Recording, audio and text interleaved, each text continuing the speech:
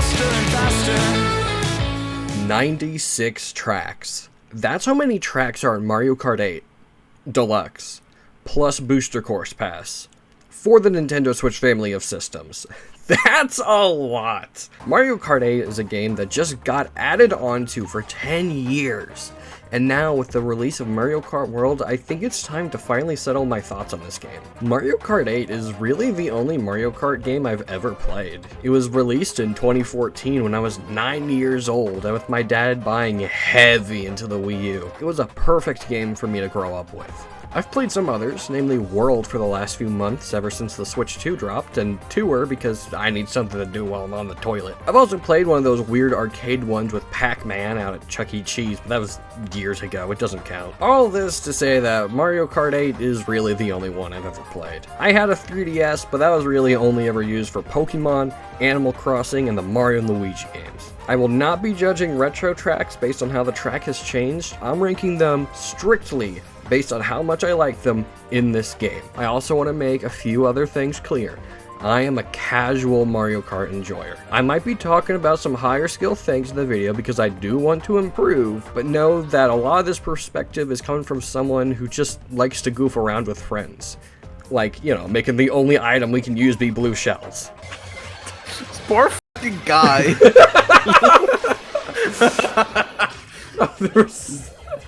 There's so much. Oh man, my coin. Oh man, my coin. No. I also want to say that a track looking kinda rough will not immediately drop it. I'd rather a track look good, but unless a track very specifically looks horrible, I won't mention it. There's like 3 in the game I think are horribly ugly. I more so care about how well a track plays and if it's fun to play. Theming is important, but the lighting and textures are more of a bonus point type of deal. I'll also try to keep each segment a little more on the shorter side because I cannot fathom how long of a video this will end up. Also, I might have some people pop in every now and then and talk about a track. Either one they enjoy and want to talk about and why it's so cool, or how bad it is and why it sucks. They don't know where I ranked the track, so there might be some dissonance between what they say and what I say. But with all that out of the way... Number 96. Tour Tokyo Blur. There is nothing to talk about on this track. I really value creativity when it comes to Mario Kart tracks. Such beautiful ideas are born from racing through a large-scale bathroom or ruins full of thwomps. Tokyo Blur is a boring, basic track that does nothing. It's not visually interesting, it's mostly just straight, enclosed road with a single little shortcut. This track does everything so wrong, I cannot believe they thought it was okay. It looks bad, it plays poorly, the coolest thing this track does is change its layout every map, but that's not even unique. Almost every tour track in the game does the exact same thing. This track also doesn't do that well. You're not taken to cool other areas of Tokyo. It's just a different set of enclosed, straight roads. I've seen people try to defend some of these tour tracks by saying, well, it's because they had to stay true to their real-life locations. Even if that was true, it isn't. The Statue of Liberty is looking inland in New York Minute. They don't do anything crazy with Tokyo. I've never traveled outside of my country, but I can say with 100% confidence that this track visits like 1 or 2 landmarks. The big gate with the lantern, and then maybe like this giant turned road right at the end of the track. There's a few things like scattered about, but you don't ever get to really visit them. This track is just boring. It goes against everything Mario Kart is supposed to be. It's not fun, it's not frantic. If they wanted to make items like green shells matter because of how the roads are closed off, then make the roads tighter. Don't make them so wide that it barely matters. This track baffles me. Number 95. SNES Mario Circuit 3. Yeah, so this track is just a worse version of a track that's already in the game. And also, it looks really bad. I don't have a ton to say about this track. It's small, cramped, doesn't feel good to race on, and again, looks horrible. This track has no reason to exist, but at least it's not dead last. It has turns that aren't as wide as the ocean, I guess. Number 94. Water Park. A new coming track to Mario Kart 8, and man, I feel like they just didn't even try. The singular big drift turn is mildly interesting, but the rest of this track is just so sad. For being a water park, there's a distinct lack of rides that you go on. The big turn I think is meant to be some kind of motorway, and then there's the weird teacup ride thing, and then the giant Ferris wheel right at the end. But like, it's so visually uninteresting that I cannot fathom why anybody would like this track. It also uses water physics so poorly. You'll end up seeing later on that some of my favorite tracks use the water physics or low gravity incredibly well, but this track, it serves more of a set piece than a gameplay piece, and it does nothing to enhance the track or change the way that you would play it. This track isn't bad in the same sense the last two are, it's bad because it feels like it should be more grand than it actually is. There's so much potential in a water park themed track, and yet the most this track does with it is have you race through two tiny underwater segments. It's really depressing, honestly. Number 93, GameCube Dry Desert. I don't think that this is a surprising pick to see so low. It's such a boring map, both visually and to race on. It has a random water segment that doesn't add anything, so much for being dry. The giant sand whirlpool is just annoying, and while the pokies are neat, I feel like they could have been used a bit more and scattered across the track. It's just so boring. This track doesn't do anything to help it stand out, and the yellows kind of assault my eyes. I took down notes on the tracks before going in and writing a full script, and I think the first thing I wrote down for this track was ew. Looks horrid, plays horrid, is horrid. And I think that sums up how I feel about this track quite nicely. Number 92, Tour Los Angeles Laps. This one's down here for very similar reasons to Tokyo Blur, but I think this track improves on it, even if just slightly. The baseball stadium is very neat, and I like how the coins are in the shape of a baseball. The oil fields are interesting to race on, but I think they're a bad way to show off the town, and this track just doesn't look too good. It's really solid right at the start, when you're on the boardwalk and the beach, but once you go to the city, it's just not great. Really, anytime you're not in the city, this track is fairly solid, but anytime you enter the titular Los Angeles for some laps, the track just becomes unenjoyable and unfun. I wonder if that makes this track a good representation of the city. Number 91, Bone Dry Dunes. Finally, out of our bottom 5, I think the tracks coming up are a little bit better. Not by too much, but these are the tracks that I hate less. Bone Dry Dunes just makes me sad. I really cannot explain why, and no other track does it like this. This track should have been a slam dunk. It's really cool with the dark orange sand, the pirate ship throwing coins around, the bone piranha plants, and the glider section into the giant skull and then through the small cave. I feel like this track is just really brought down because it feels so cramped, especially at the area with the piranha plants. I often find myself falling off or overshooting the turn onto the anti-gravity wall. The ground is also just really bumpy and it feels bad to drive on. It's not like Cheeseland where the bumps give you speed boosts. It's all weird and throws you around. This track almost feels like Water Park in a way, where they just kind of failed on the execution of a fantastic idea. Number 90, SNES Rainbow Road. Is someone Donkey Kong? Fuck out my way. No. Oh. No! Oh, it's that bad, huh? Yeah. No! Well, listen. When I still put this win track this. in my getting bottom nothing for 10, items. you'll know why. Salvage this! No! I really You think bastard! it's SNES Rainbow Road does nothing for me. This track doesn't feel fun to race on, it's just a bunch of 90-degree turns and oh wow, a single mushroom shortcut right before the end. Remind you of another track? It's at least far more difficult, which is why it's not bottom 5, but everything this track does is just outclassed by other tracks. Wavy roads? Ribbon Road. Thwomps? Thwomp Ruins, obstacles that jump up and down and create boost opportunities, Music Park. It's also the least visually interesting Rainbow Road. N64 looks grand, Wii's is just a really nice, pretty baseline. 7's is an adventure through space, and 8 is a giant collection of space stations. SNES Rainbow Road is a bunch of colored blocks floating in the air. I really can't quite tell what it's supposed to be. It just feels lackluster and like it's a worse version of a bunch of other tracks. Number 89, Tour London Loop. This is the only Tour City track that I could not remember a single thing from. Even now, I'm writing this script, I'm struggling to remember anything about it. Was this the one with the chain chomps? I know it has a pathetic little drawbridge, but is that it? Was this the one with the art museum? If they're not gonna put any effort into making this track memorable, I'm not gonna put in any effort to remembering it. Number 88, 3DS Rosalina's Ice World. Yeah, so the camera sucks during that big turn. That's my biggest problem with this track. There are some other spots where the camera is tough during big turns, like Wii Koopa Cape, but this is so genuinely bad, I have no idea how this got past testing. And the rest of the track is kind of just pretty mediocre. The ice disappearing between laps is a neat gimmick, but I feel like they could have gone further with it, rather than just forcing you into the underwater section for lap 3.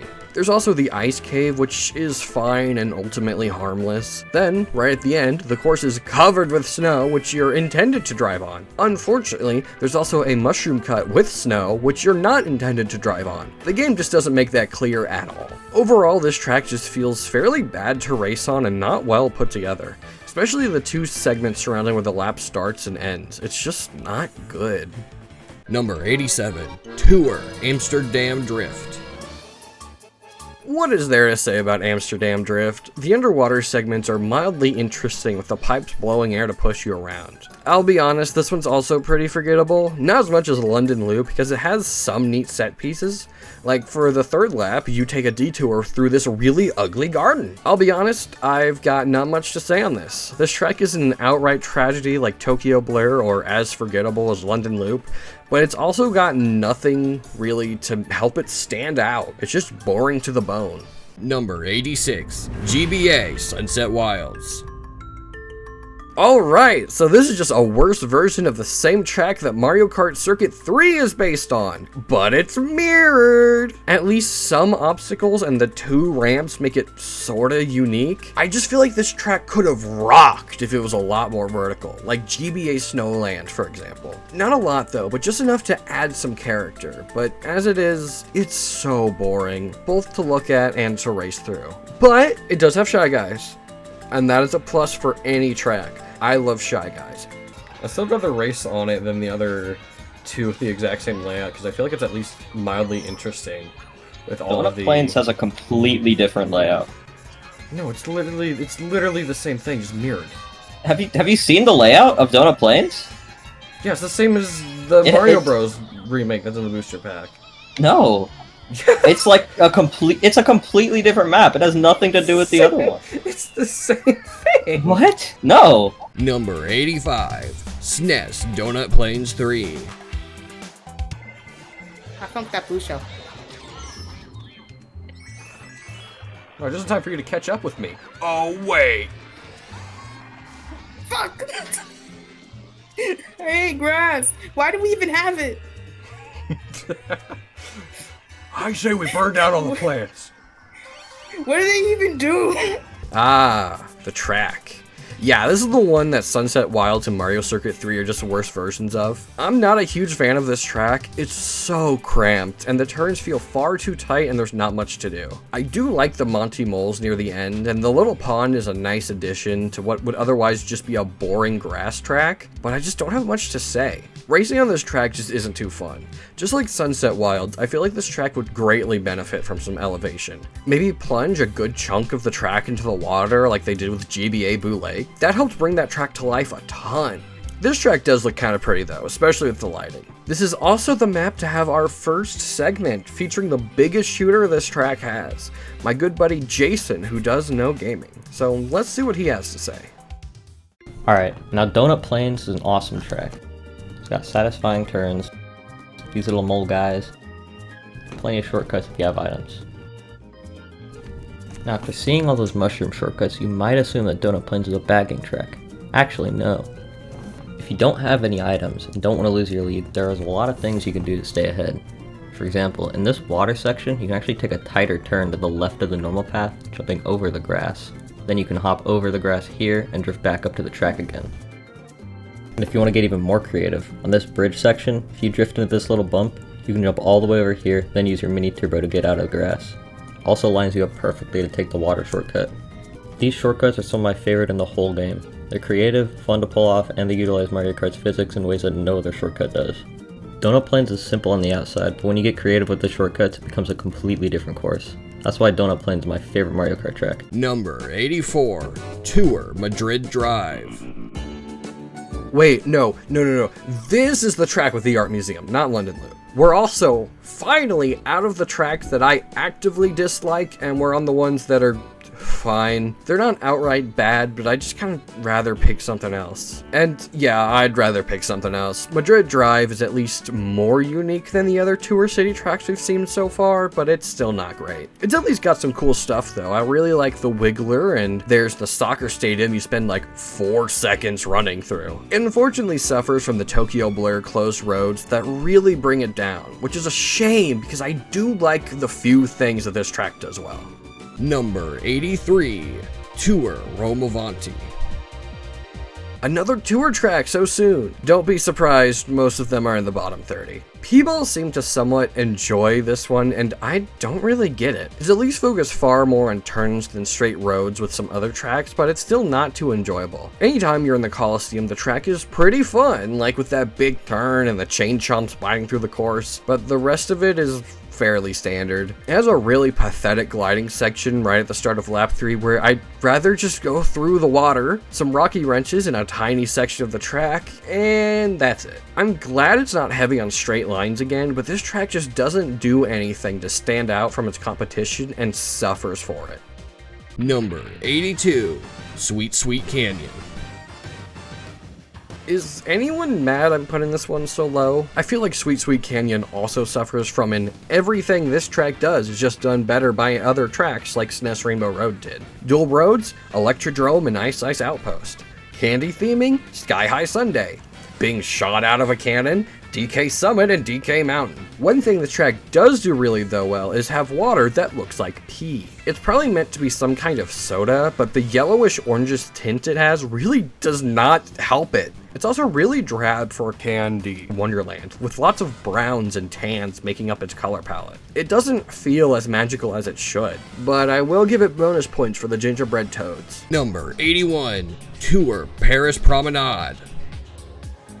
Takes all the problems other tour tracks have and does slightly better at them.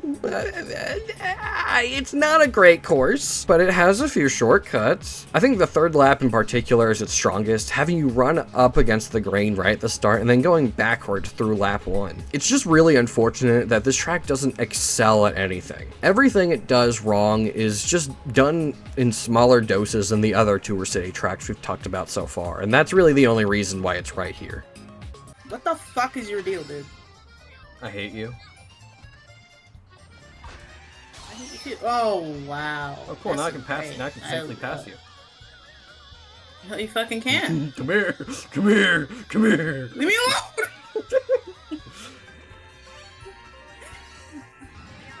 Stop, man.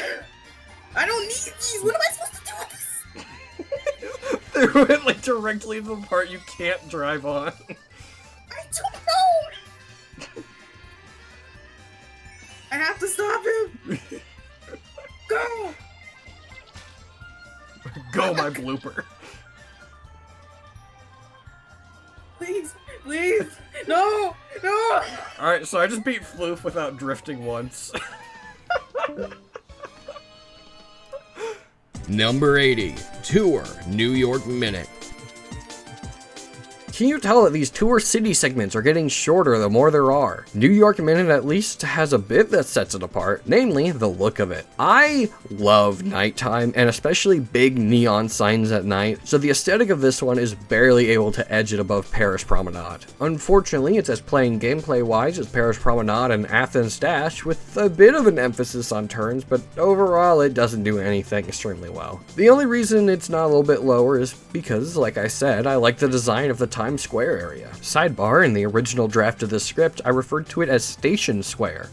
You know, like the area from Sonic the Hedgehog? I'm stupid. Number 79, Wee Moo Moo Meadows. Finally, I get to talk about a track that I have quite a few words for. Those being, whilst I can understand the appeal for this track, I don't think that simply having a funny cow is a solid enough reason to fall in love with this course. I do think that the moo moos are funny obstacles, and it is fun to drift between them. However, I feel as though the rest of the track is quite lackluster. The glide panel isn't placed in a very interesting spot. The big area of the Monty Moles can be interesting, but however, it just results in taking the same path each time. This track ultimately feels as though it's just a circle with a few obstacles or set pieces added to help elevate the track in my mind. Okay, so actually that is like a lot of words. Basically, I just think the track overall lends itself to being somewhat boring. Nothing it does is at all extraordinary or extremely interesting. It's a very simple track, but it's not fun simple like Mario Kart Stadium. It's not visually exciting either. It's just kind of base grasslands. I would just rather pick something else. Number 78, 3DS Toad Circuit. Why does it look like that? Really boring layout, and the single glider ramp that spawned from lap 2 onwards is neat, but it doesn't add too much. You're fine going past it, and you're fine taking it. This is just what I would say is a completely okay track. Nothing brings it down, nothing brings it up, and it's just okay. I do like the mushroom shortcuts right at the end though. And also, yeah, this track is kind of horribly ugly to look at. Number 77, N64 Choco Mountain. Why does it look like that? The first note I took for this track was ugly as sin. I think that this is one of the only tracks in the game that I actively dislike the look of. The others being 3DS Toad Circuit and SNES Mario Circuit 3. It plays just fine, it's nothing special, and I can enjoy it. I think the highlights are the cave and the uphill climb with the boulders falling down. They both feel pretty unique when compared to other tracks. But also this track really does look that bad. It hardly even looks like chocolate. There's not much texture work being done to make it look like what it should. The dirt in Waluigi Stadium looks more like chocolate than the layered brown walls that make up Choco Mountain. The dirt looked a lot more like frosting than the walls look like chocolate. Really, it's just sad. Also, the boulders don't look like chocolate at all. Come on, man! Number 76, 3DS Music Park. Yeah, so this is the placement that'll get my friends to behead me. Oh my god. Come on. You? Did you see that shit? Oh my god. I just don't get it. The theming of this track is so incredibly solid. Everything about it is simply incredible in that regard. The bouncy drums, the keyboard roads, the giant living music notes, piranha plants that bop along with the music, and even the guardrails making music notes when you collide with it. The theming of this track is one of the best in the entire game, which is why it kinda hurts me to not like it. My friends all adore this track, but I just don't like racing along it. It has some solid moments, like the keyboards you drift on and the glider ramp overlooking the giant living music notes, but the rest of the map just doesn't hit. Oh, okay. Get sound waved, idiot. get mind waved, actually. Mind wave.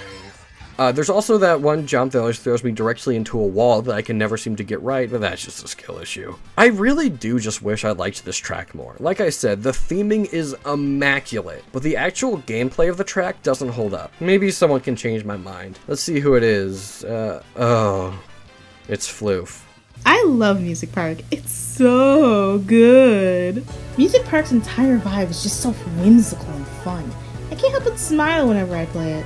I specifically love the mini rhythm game part, where if you check at the very moment that the giant music notes land, you'll get a boost. It's like a reward. I will admit that on higher CCs, some of the turns are a bit too tight, but I don't think that diminishes the quality of the track. Overall, I think it's one of the more fun and visually appealing tracks in Mario Kart 8. Okay, listen to me. Philip has been locked in a chamber. I have only a drawing tablet and a bucket, and he won't let me out unless I draw more commissions for him. You have to save me! Number 75, GBA Sky Garden. So actually this track's quite solid.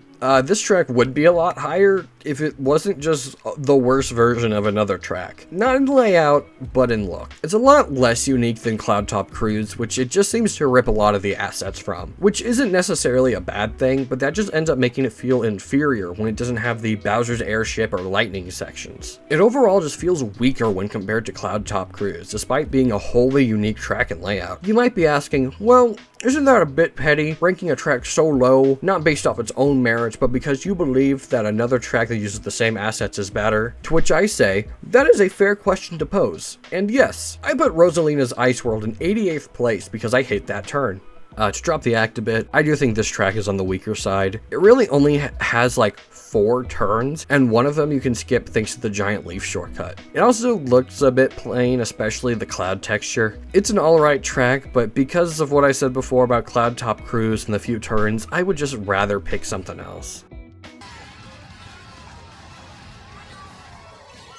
Come on! This is a Mario Kart. Oh my god. Dude, I did Mario Karted so hard. Oh my goodness. Mario Karted all the way up the food chain to number 3, baby. Failing upwards, baby. Let's go. Yeah. Number 74, Merry Mountain.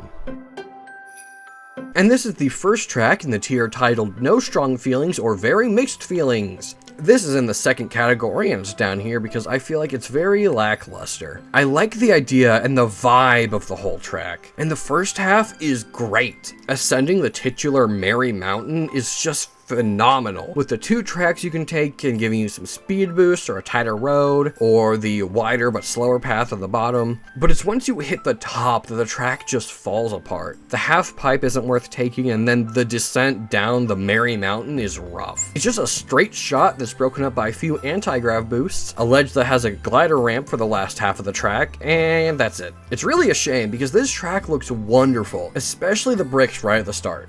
Just compare this track to Toad Circuit and you can see what I mean by it looks great. It's a very disappointing last half of the track. If they just iron that out, I think this could shoot up.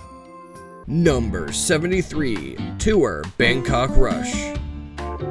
And here begins the string of Tour City tracks that I don't have any crazy opinions on. Bangkok Rush is probably the one I like the least. The multi-level gimmick it has is really interesting, but I feel like it doesn't utilize it too well. Compared to tracks like Sweet Sweet Canyon, the paths are clearly distinct and rarely overlap, and this stretches on for a while. Bangkok Rush just kind of has all those laying out and they constantly flow back in. The area right outside the parking garage where you can bounce on the tent tops is also kinda neat, but aside from that, this track's pretty mediocre. Not much else to talk about aside from the fact it's also mostly enclosed road.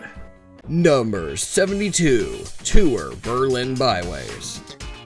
Truthfully, any of these can be interchanged with each other. This one's only here because it has the traffic gimmick, which means you're a lot more likely to be hit. Whether it's because a green shell pinballing around or getting ran over by a semi, you'll often be down some coin. The wumps in the Berlin Wall that act like ramps are kinda neat. I just wish we went there more than once per run. Also, someone claimed this track. I can't fathom why. Ah, it's the German. Moin Leute, wo's hier? Also, ihr fragt mich sicher, oh, wer ist dieser Typ und warum redet er plötzlich Deutsch? Tja, Phil hatte gefragt, ob alle, die er kennt, nicht irgendwas sagen wollen zu bestimmten Rennstrecken in Mario Kart 8. Da dachte ich mir, tja, ich bin der Quotendeutsche in seiner Freundesgruppe. Lass mal mich über die Berlin-Strecke reden. Also, was gibt's da zu sagen? Wenn wir online zocken, wähle ich die meistens. Aber hauptsächlich nur wegen dem Heimvorteil. Ich wohne nicht mal in Berlin, ich werde vielleicht einmal in meinem ganzen Leben. Was ich aber witzig ist, was ich anmerken möchte, ist, die Berliner Mauer existiert im Mario-Universum. Das heißt, Kommunismus existiert im Mario-Universum. Mad Cat hatte recht die ganze Zeit. Mario ist ein Kommunist. Number 71, Tour Athens Dash. Just like the Rome track, people seem to be all over this one. I don't get it. Maybe because it's a lot less like an actual city and more like ruins? That'd be cool if it tried. Athens Dash is also probably one of the ugliest Tour City tracks. Right away, after the first immediate turn, you can see these horrible, ugly houses, and they don't go away, and you get a much closer look later. There's also a ramp jump that will throw you immediately into the wall, unless you remember that there's a wall there that you can't see before you go over the ramp. There's also what's meant to be like a money shot to show off the track, and you can get a really good view of those ugly block houses, and the actual track itself curves to the right, and you could hardly see it. This track kind of has an inverse problem that Berlin Byway has, where the third lap is really solid, but the first two are kind of weak. Here, the first two are pretty solid, but the third lap is so incredibly weak. You get an up-close view of the blocks, and the segment with the boulders falling down is just... it's not good. I just don't get why people are so in love with this track compared to the other Tour City tracks. Also, while running through the track to see if there's anything I missed, I found out that you can just see the lap 3 boulders spawn in. That's cool. Great. Number 70, Tour Vancouver Velocity. So this track's cool. The first lap is really good with the extremely thin roads that allow items to go crazy, and the anti-grav segment that encourages bumping into players that you're right next to. I mean, it also looks pretty good. I think it's using the same brick material as Merry Mountain here. I'm likely mistaken, but that's what my brain is connecting. Yeah, but that's about where my positives end. Once you re-enter the city, it just becomes bland and boring. But instead of a baseball stadium or soccer field, you get an ice rink. Wow, how cool! The track is just kind of upsetting. It has such a strong opening, but then just quickly fizzles out. I do like the nighttime snowy look though. I wish more snow tracks in the game were set at night. Contrasting the dark forest with the bright city helps add some nice atmosphere to a track that just desperately needed something. Number 69, Wee Koopa Cape. A completely inoffensive track. The camera, while taking half pipes and coming out of the pipe at the end, is really bad. The underwater anti-grav section can be a bit hard to control at times. Other than that, the rest of the track is pretty good and fun to race through. That's about all I have to say. Number 68, N64 Toad's Turnpike. This track is so visually uninteresting that I often forget where the goal point even is. It also has a somewhat lackluster use of traffic with how wide the roads are. It becomes very easy to dodge the vehicles. This is one of the most forgettable tracks. Number 67, DS Peach Gardens. The first turn on this little wide area right at the start keeps messing me up. Other than that, this track is fine. It feels a little empty whenever you're not racing through the area with the giant topiaries, right?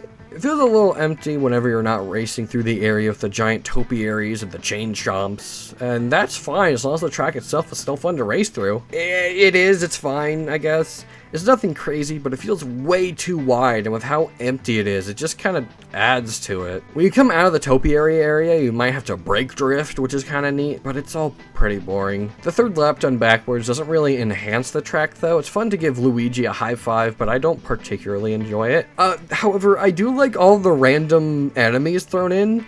The aforementioned chain chomps, as well as a piranha plant, a couple of Monty moles. It's a bit odd for Bowser's minions to be in Peach's garden. Also, for a track called Peach's Gardens, plural, there's only one garden. What's up with that? Come on, girl. Number 66, Tour Singapore Speedway. Who's ready for another Tour City track? But for different reasons. This one I actually have really mixed opinions on because I really like it when it's objectively pretty much the same as the others. It has a few more gliding sections, and the nighttime party city vibe is really what helps carry it. However, good chunks of it are still just kind of driving around on enclosed street. The section right at the end where you're given like 3 paths to take after gliding is pretty good though. But yeah, about that theming, this is by far the best looking of the Tour City tracks. I think that these tracks being set at night can hide a lot of the obvious blemishes that would arise if it had heavier shadows coming from the sun. The bright neon colors against the dark blue sky really gives this one such a fun and unique feel, and has by far one of my favorite songs in the entire game. But yeah, it's not the greatest to run through, and chunks of it are just what I've complained about other tracks doing. But I mean, come on, everyone has that one bad track that they kind of love. This one's mine. Number 65, Hyrule Circuit. Alright, the first of our crossover tracks. These are a small subsection of tracks in Mario Kart 8 that are based on properties that aren't Mario. In this case, The Legend of Zelda. Yeah, so I'm not too familiar with it. Really, the only Zelda game I've put much time into has been Breath of the Wild, and I'm streaming my playthrough of it on this channel. So because of that, I don't have much of a personal connection to the Zelda franchise, and I'll be honest, this track isn't really selling me on it. If you just take away everything that was reskinned to look like a Zelda thing and made them Mario again, and then replace like Zelda's castle with Peach's castle, it wouldn't change anything. Nothing about this track screams that it's from another franchise, like the Animal Crossing or Yoshi's Island track do. It also does what I think is a pretty poor job of representing the Zelda franchise from what I understand. It goes from field to castle to forest, which sure, are common Zelda locations, but it also has a lot of potential for more unique areas. Death Mountain, wherever it is that the Zoras live, maybe like through Hyrule Town you can see the Hylians cheering you on. It just feels like this track is incredibly basic and doesn't show off the franchise it's meant to be representing well. Just like the Zelda characters in Smash Bros, huh? Number 64, Dolphin Shoals. What is there to say about Dolphin Shoals? No, really, what is there? The underwater cave with the air pipes and the eel is so cool, but the rest of it's pretty standard. It's a neat drift coming out of the cave with some fun jumps with the dolphins, but the whole track just feels really plain. The cave with the pipes is where this track peaks, unfortunately. This is just one of the tracks that I just, don't feel strongly for. Number 63, N64 Yoshi Valley. Yeah, so the gimmick of having multiple paths doesn't work when one is just objectively faster. It's the leftmost path is the fastest if you're curious. It's a bit risky, so you might want to take the one right next to it, but in a casual race like the ones I do, it's not a giant time loss. The rest of the track is also whatever. The giant egg is intimidating, but I think it's hit me like once or twice ever. Very much a track that has potential, but just needs to be refined a little bit more. Number 62, 3DS Piranha Plant Slide. Can Izzy dab? I'll be honest, Doodad. I have no idea what you're talking about. Chew! I feel like I constantly forget this track is in the game, which is odd. It's quite enjoyable. The rushing water at the start really helps this track keep up a constant fast pace, and it can be a struggle to drive with enough precision to stay on it. The entire track just feels like this frantic scramble to stay on top and hold the lead when there are so many ways to catch up, and it's quite dangerous. It has a lot of enemies, a bunch of off-road at the end, and some areas without guardrails. Despite this, I feel like the piranha plants the track is named after aren't very present. There's only two, one pretty early on in the underground section and one right at the underwater section. There's more Goombas on this track than piranha plants. Despite that, this track is pretty fun. It's frantic, but sometimes it's a bit overwhelming, and there's this underwater pipe that blows water up, but only for the second lap, and it takes you like a quick little shortcut. Why not let it also be active during lap 3? It's overall just a fun little track that unfortunately doesn't do too much to stand out. Number 61, Excite Bike Arena. You know, I was a 15th place world record holder for the stage. That's pretty sad, man. Yeah. That used to be my say something cool about yourself. I was 15th place on holding a record for something. Was it Wii U version or deluxe? Switch. Okay. So it's not like you were 12 and you just had like all the free time in the world, so that like makes it even sadder. The silence. Man. Sorry, I'm trying to lock in. I'm sorry, Mick. I'm sorry. It's okay, man. I saw an opportunity for a bit. For fucking destruction, dude. My neighborhood is gone with the radius of that fucking explosion. All destroyed. I have to help my family out through the fucking rubble. Dude. I'm sorry. Oh, fuck on! World record holder. World record holder. World record holder. Former. Keyword. No, it wasn't even. It was 15th. And that's even around. It was 15th place. This is. You know, I'm gonna stop talking about myself, dude. And finally, we're on the tracks that I enjoy racing on. Almost 12 pages into the script. We're gonna start with the 3 ovals, a nickname that I've given to 3 tracks that I enjoy that are admittedly just ovals. The weakest of the three is Excite Bike Arena. The track is pretty fun. It sucks. Spamming tricks can be fun, but the track isn't anything special visually. Sky High Sundae has better theming, and if you want a big oval of chaos, Baby Park exists. Despite that, this track is pretty fun. Spamming the tricks is really funny, but it's nothing too deep. It can be a bit chaotic with how often you're in the air, since you can't really control your cart the same way you can on the ground, meaning sometimes you can't dodge an item, or you'll land where you didn't want to. It's by no means a deep track, but it's some nice simple fun. Number 60, Tour Sky High Sundae. Yeah, this plays 16 spots above Music Park. Sky High Sundae is a shockingly fun track. It has some weird camera angles, like this jump onto the split roads, but it's honestly pretty fun to run through. It hardly has any guardrails, and the entire map is an anti-gravity. You can bump into someone at the wrong time and be sent hurtling off the edge. This entire track is this frantic, chaotic mess unless you're able to pull ahead. It's also a lot more visually striking than Sweet Sweet Canyon. Where that track was fairly dull, this track is kind of an assault on the eyes. It's a lot nicer in terms of ideas, but with how high the saturation has been cranked, it's a little bit rough. The railing also being a speed booster is a bit odd. I'm glad it's there, but it does not look good since you just clip through it. I'd rather just be a small dividing line that you have to be careful to not bump into to lose speed. You also clearly know by now that I love the underwater physics. This track doesn't do anything crazy with them, but I think they really help make this track stand out. In fact, this is pretty much the only track in the entire game that I've ran time trials on, aside from some of my favorites. I don't know why, I just felt like it that day, I suppose. I've uploaded the ghost of my best time online. I don't know how you can find it, but it's out there if you want to race against it. Number 59, GameCube Baby Park. This is one of the funniest tracks in the entire game. The concept of a tiny circle that's so short it has 7 laps instead of the standard 3, with the most insanely absurd music that speeds up every lap, is just phenomenal. Item chaos is crazy, with the entire thing being anti-grav, it just adds to it. This track is basically just Sky High Sundae distilled into the absurdity I knew it could be. Where that track is pretty fun on 200cc, this track thrives on it. I normally play 150cc, but if I ever want to just lose my mind, I know exactly which track I'm firing up. Number 58, GameCube Yoshi Circuit. And this breaks us into the tracks that I would say are good.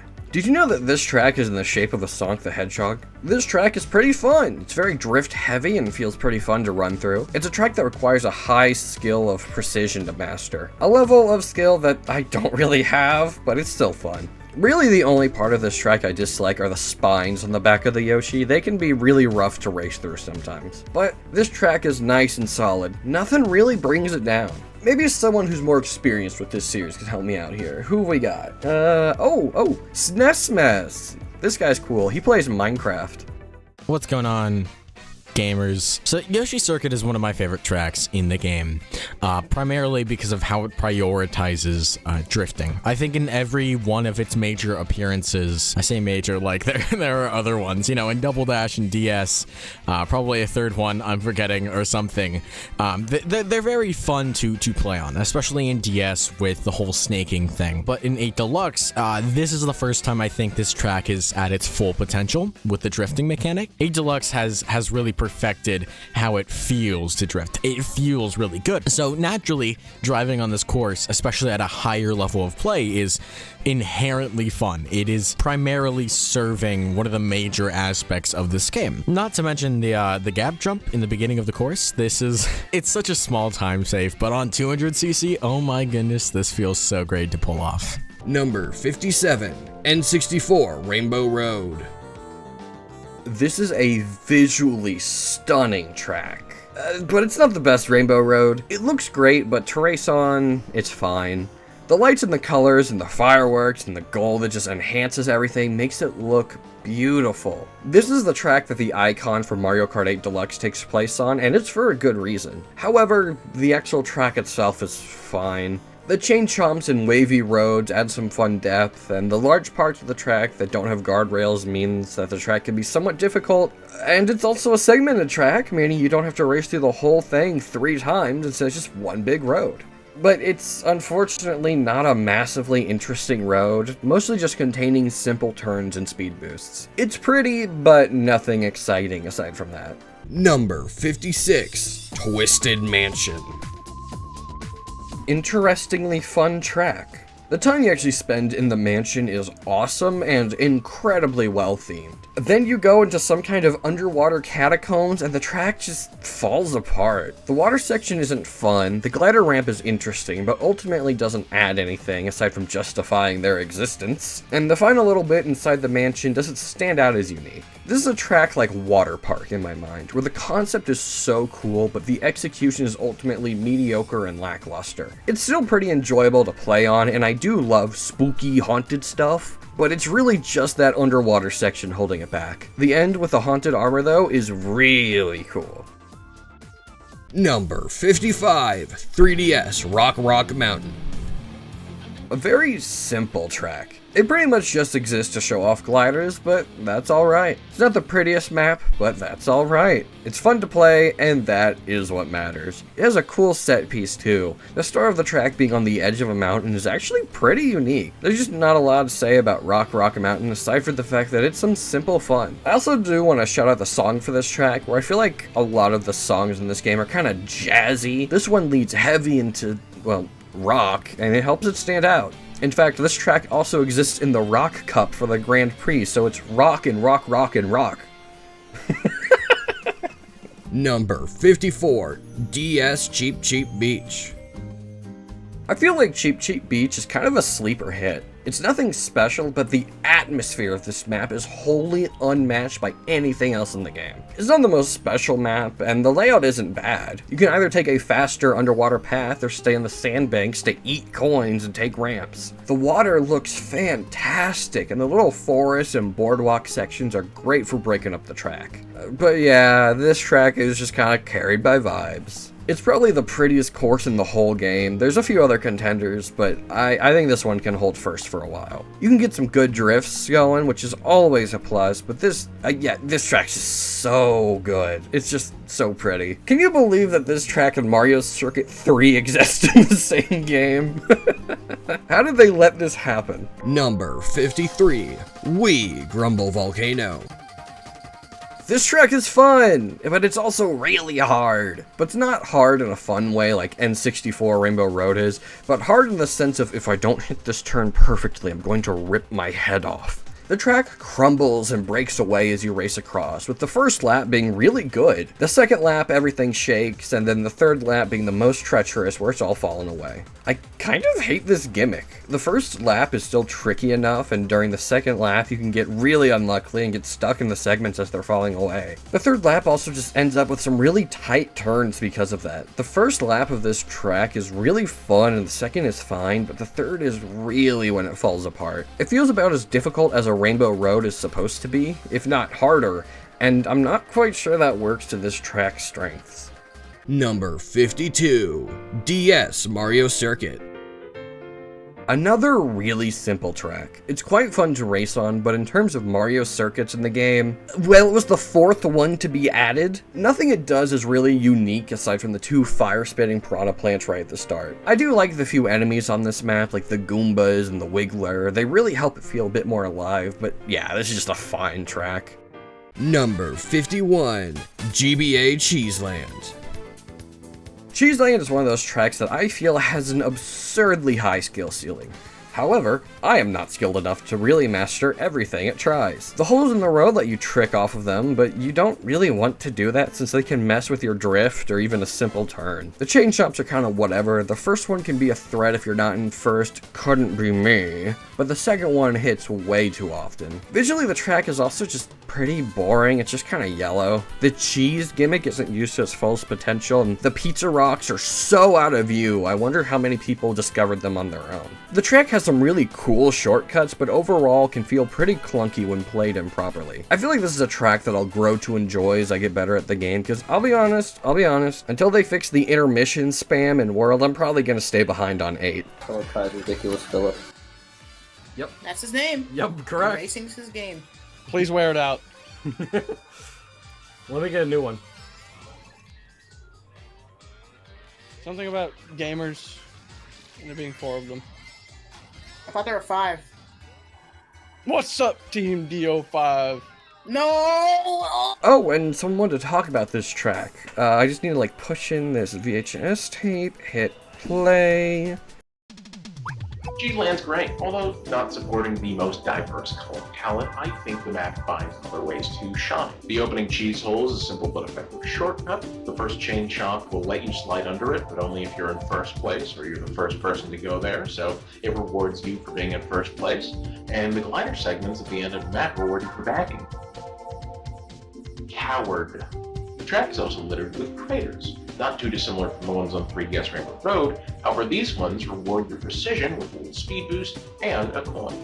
Compared to other yellow-themed maps like Dry Desert, for example, and oh my god, please let me leave. I want to leave so bad, but I can't afford it. Anyways, Cheeseland has much more going for it. In short, the elements of Cheeseland make it a very fun map for anyone and everyone. Except the lactose intolerant. But let's be honest, you guys are gonna eat that anyway, you masochistic piece of shit. Number 50, N64 Royal Raceway. Royal Raceway is another very simple race course. It's a lot like DS Mario Circuit, where it's a very basic and plain map, but that works in its favor. It doesn't do anything crazy that misses, which doesn't bring it down, but it doesn't do anything crazy that brings it up, which doesn't really get it bonus points. However, the track is fun to race on. Some of the turns can be a bit rough, so it becomes a fun game of trying to figure out how fast you should approach each turn with, especially at the end with the area that has a bunch of turns. Also, right at the start, there's a bunch of confetti in the air, and I think that's pretty. Number 49, GBA Mario Circuit.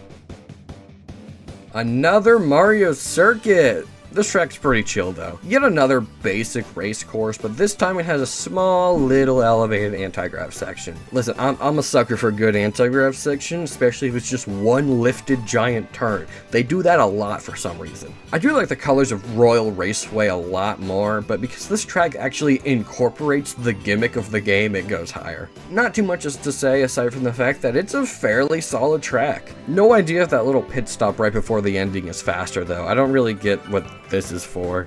Number 48, GBA Riverside Park.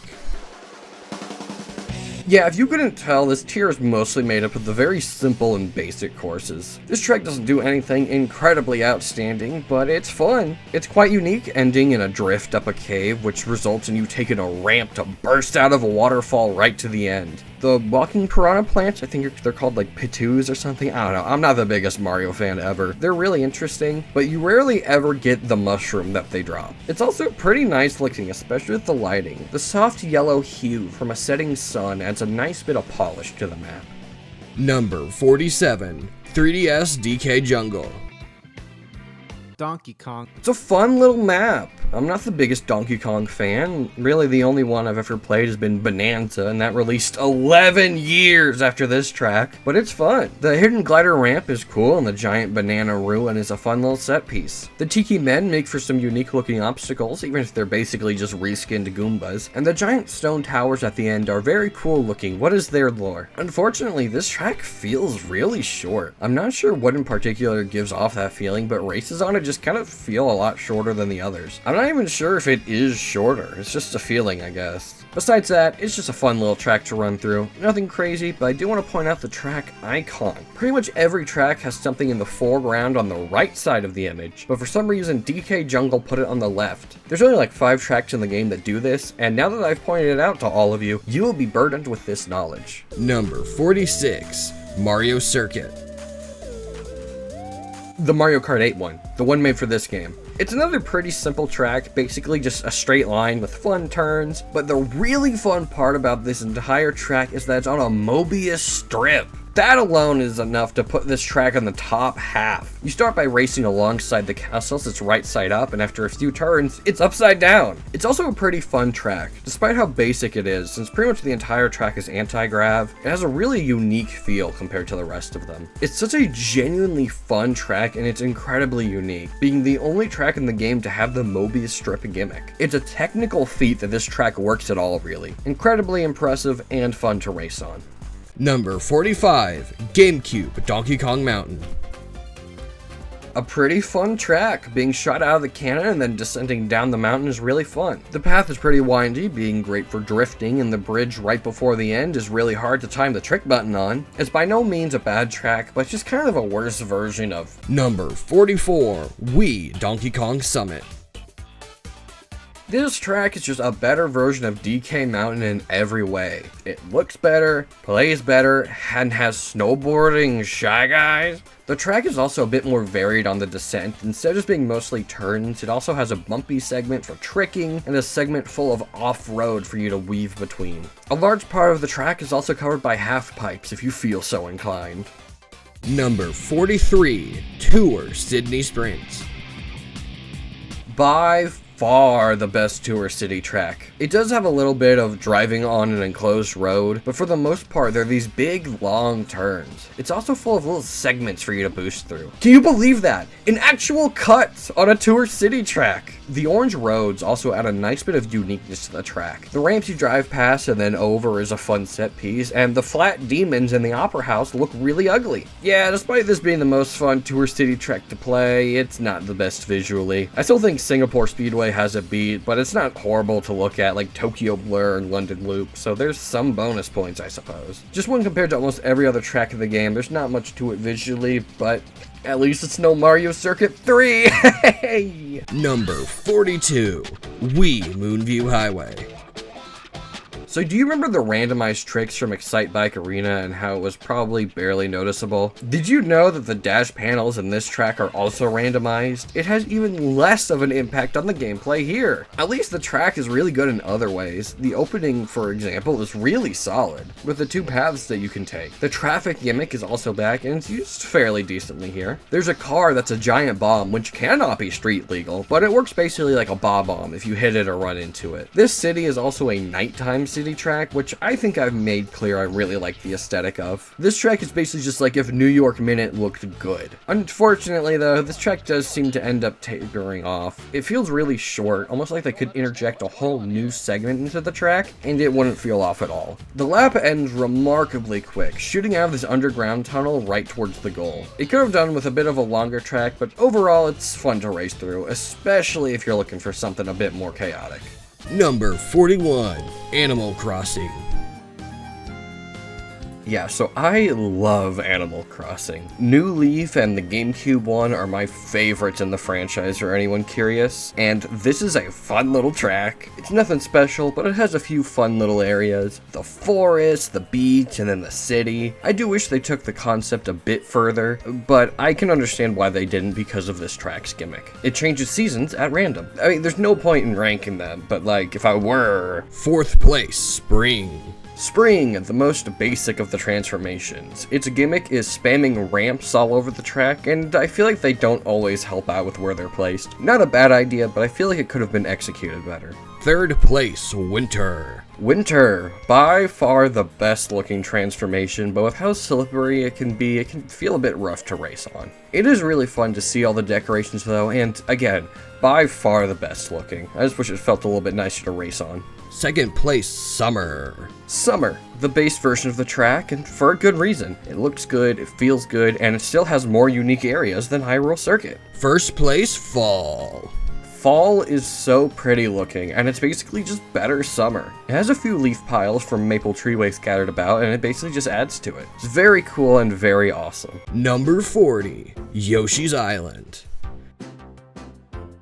A very fun little track. Now, unfortunately, I've never really gotten to the Yoshi's Island series, but this track is just brimming with personality. The stilt guys, and then the giant fat birds, the Wingle looking things, and this giant piece of living purple that I absolutely love. There's also a floating cloud that, when hit, causes a bridge to spawn, which gives you a faster road to the goal. This track just feels like it has so much love put into it. The layout is also really fun. It can be a bit tough to take some of the turns when you have 11 other players in the match alongside you, but it's just so much fun. This is a track that's really carried by how much is in it though. You can just see all the love that went into this track, and that just makes it more fun to race on. Number 39, Mario Kart Stadium.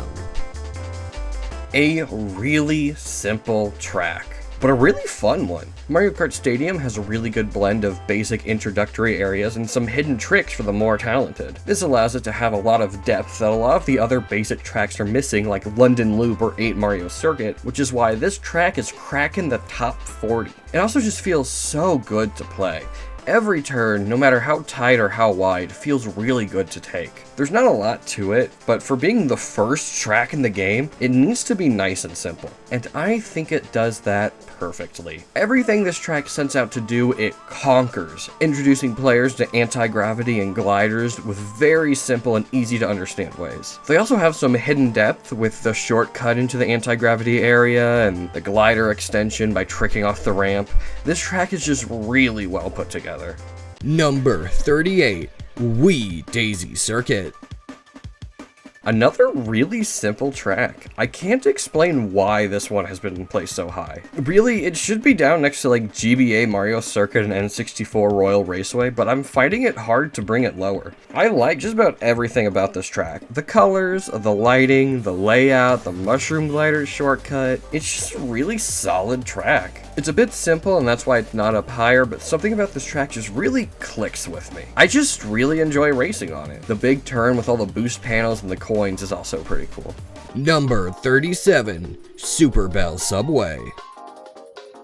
This is one of those tracks that I keep forgetting is even in the game, but it's one that I actually really enjoy. I don't think if you asked me which Mario Kart 8 Deluxe plus Booster Course Pass track I would place in 37th place, I'd have thought of this one, but I'm kind of fighting against placing it higher. I think it's a little bit forgettable because we already have a lot of similar tracks. Travel Lounge, Sunshine Airport. Underground, Piranha Plant Slide. Racing against your traffic, have your pick of the list. Something that this track does really well though is verticality. It's by no means the most extreme, it's no Mount Wario, but simply giving you two different paths to race through can really add a lot. I normally take the top because it allows me to drive on the subways. It's just a charming little track. I also really like a lot of the graffiti that decorate a good bit of the track. It's all very charming and I believe it's unique to this track. It's not used anywhere elsewhere. Number 36, Wii Rainbow Road. A lot of people would say that this is the best Rainbow Road. I would disagree. I would say that it's just very good. Wii Rainbow Road is what I would say is the most standard Rainbow Road. It's got that perfect mix of colors, a bunch of little segments that make the track stand out, and it's difficult to race on but not incredibly hard. I don't think it does anything far better than the Rainbow Roads I have ranked above it, but to say it's even a mediocre track would be to lie to your face. Wii Rainbow Road has a lot of fun ideas. The big circles to trick off of, using the underwater physics to hold back and slow your descent in order to clear it, the half pipe you're required to use to take a turn, and the giant jump. It also has a bunch of nice little touches, showing you burn up in the atmosphere if you fall off the track. It also has the Galaxy Star Bits, which is cool, but it gets no bonus points for me because I never ended up beating that game. It's overall a fun little track. I just think it ends up overshadowed by a few of the other Rainbow Roads. It has some fun ideas, but again, I just like the others more. Number 35, whoa, wait, hold on. Let me try and defend this.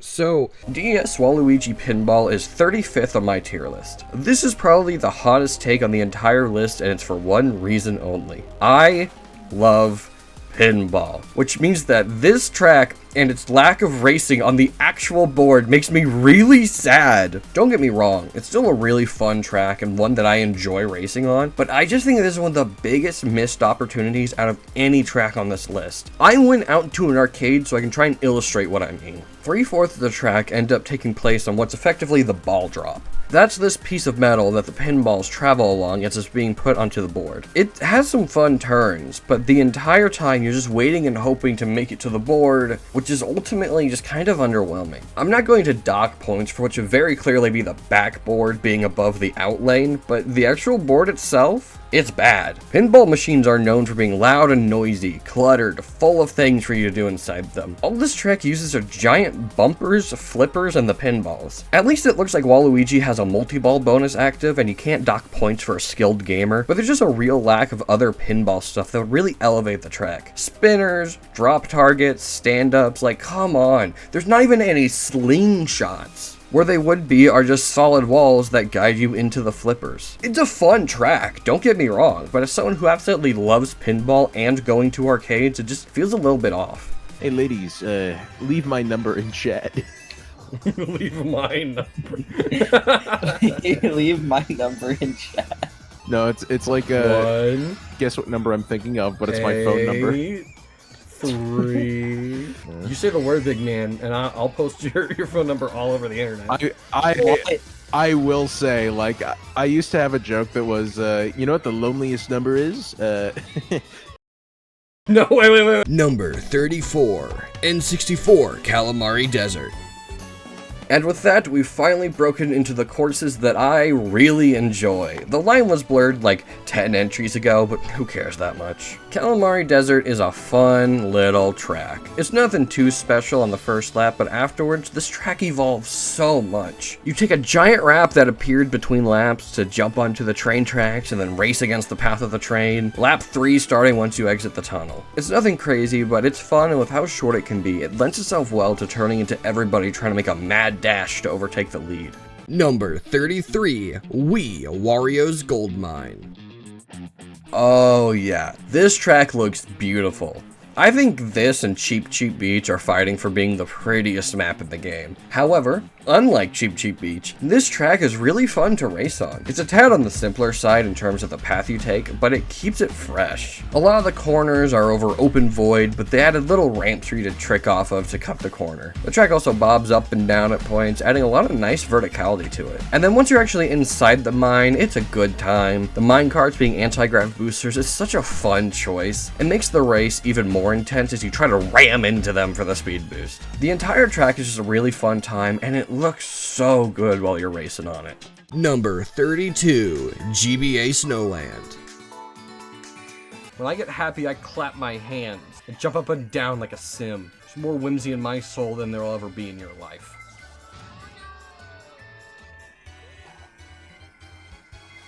How many fucking bananas do you have? 2. That's bullshit. Gets 2 red shells, gets mad and Philip has 2 bananas. Why does he have to?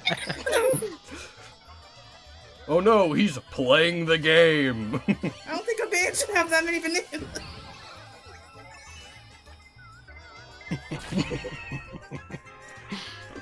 You can't stop you can't stop me. Oh. I hate my you. goodness. I hate you. I hate you. I hate you. That's crazy. All that to still lose. No. Lose the fucking road, too. All of that to still lose. Blue finally passes, drifting it directly into the snow. Oh my god. Yeah, no, I'm shocked to see this one up here too. It's just a really good track. It's simple, like a circuit track, but unlike those, I feel like this one has a lot more to help set it apart. For one, the look. It's not the best looking snow track in the game, that'd probably go to Sherbert Land, but I really do love the snow. Winter is my favorite season, not just because it follows up my second favorite season, so I'm riding that high, but because of the snow. And this track just looks wonderful. The snow and ice make the track a little bit slippery, and with the slight elevation, it just looks great. The starting line being on a bridge is also a wonderful choice, and this track just makes me happy to race on. It could be the penguins, it could be the moving item boxes, it could be the frozen lake in the center of the track. There's just a lot of things to love about this track. Number 31, Toad Harbor. What a fantastic track. I think the theming ends up a little bit lost. There's a lot more city than there is harbor, but it's just really fun to race on. A lot of turns can either be taken really tightly for speed, or you can take it wider for items and coins. It feels really good to race on, a solid blend of easy areas, but also some areas that require more of a skill check. It's not a crazy track with anything that blows it above everything else, but it just feels like if they took a standard circuit track, which you already know I quite enjoy those, and just kept adding to it and improving upon it. Namely, the little trolleys or whatever these are, I don't know, I'm American, it's either a car or a truck. They add a fun obstacle to a decent part of the track and it really helps it stand out. This is just a fun little track. The split path right after the tent area is a little bit weird because one path is just kind of objectively faster than the other, but that's really the only qualm I have with this track. Otherwise, just a fun time. Number 30, GameCube Daisy Cruiser.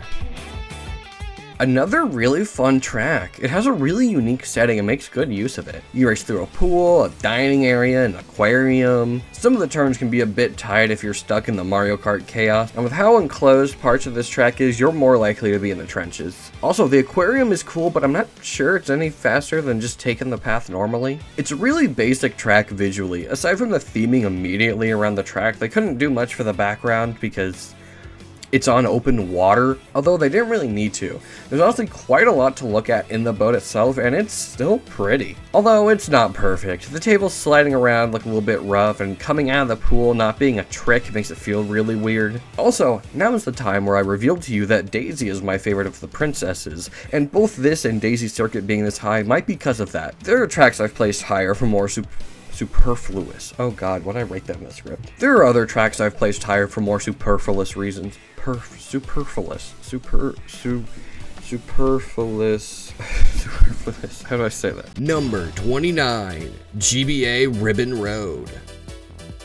Now, this is a track. It's genuinely fantastic. It's so much fun to look at. There's so much added decoration around that makes this track just a treat to boot up and look around. The cheering toads are now toys, there's Mecha Koopas walking all over the track, and some of these shortcuts are made out of wooden blocks. And the track itself is just so fun to race on. It's split up into basically 3 different sections. A somewhat basic red ribbon to introduce you to the track, a more complex green ribbon now that you're more experienced, and a harder wavy blue ribbon with added shortcuts to make it even more difficult if you feel so inclined. This is honestly one of the best designed tracks in the entire game.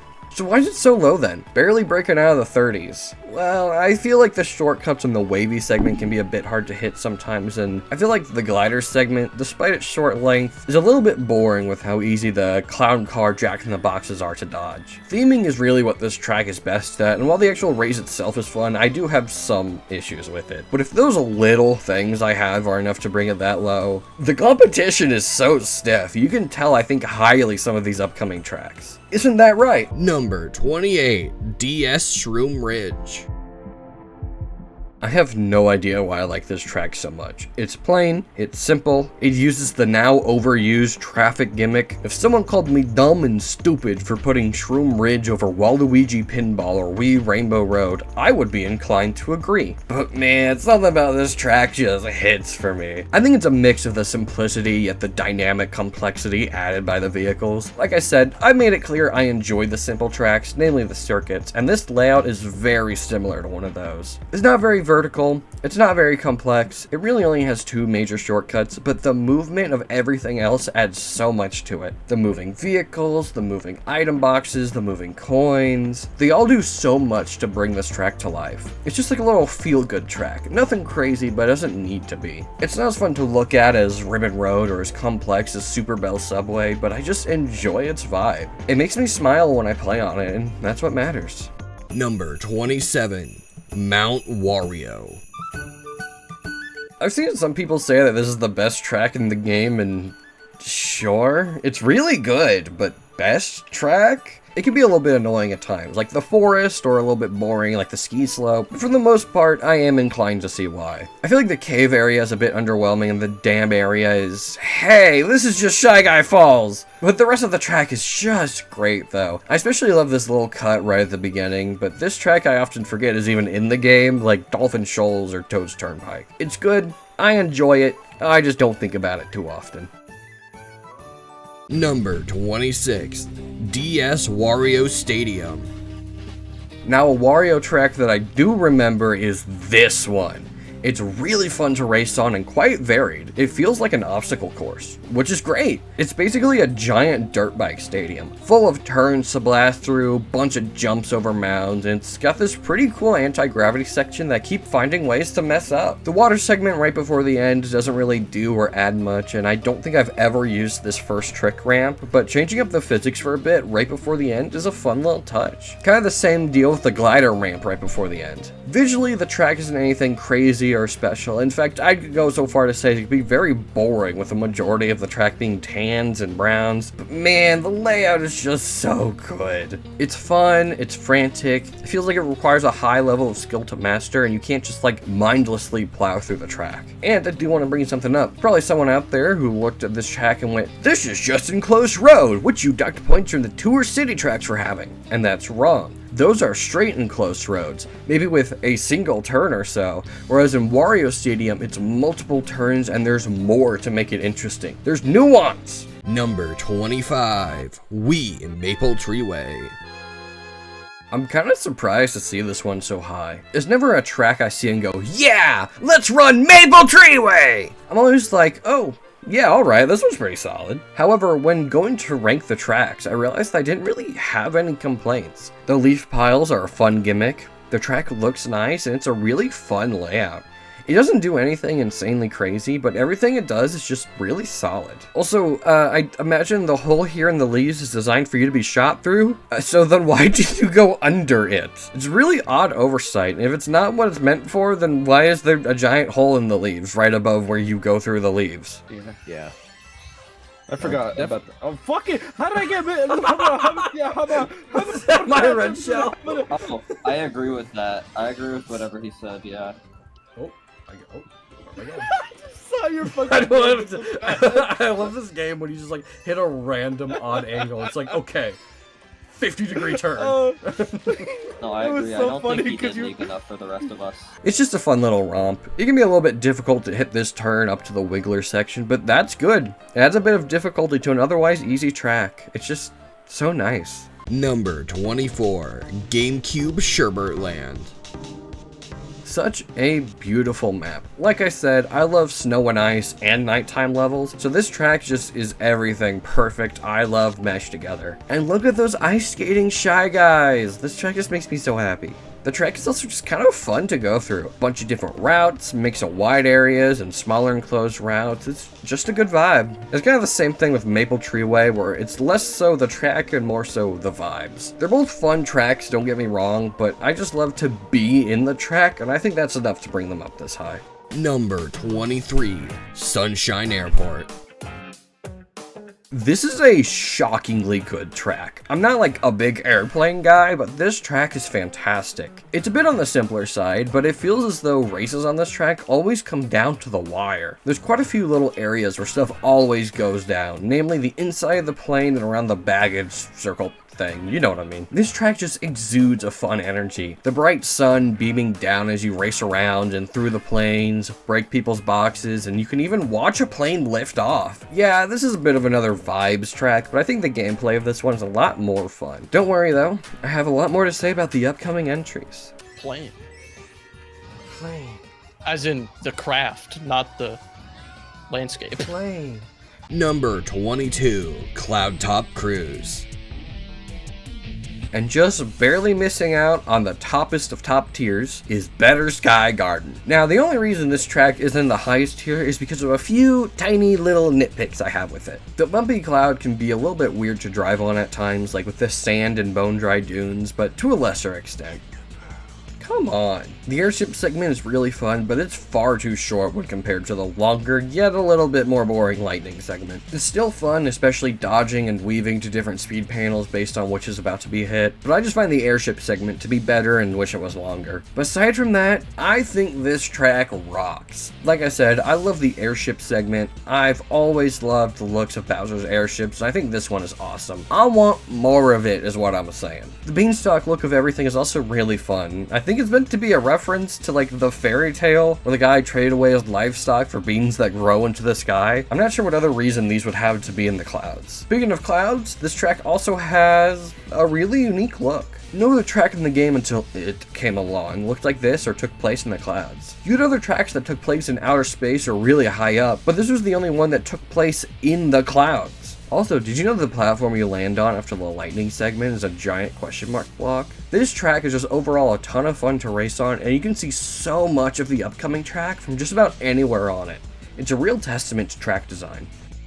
Number 21, Thwomp Ruins.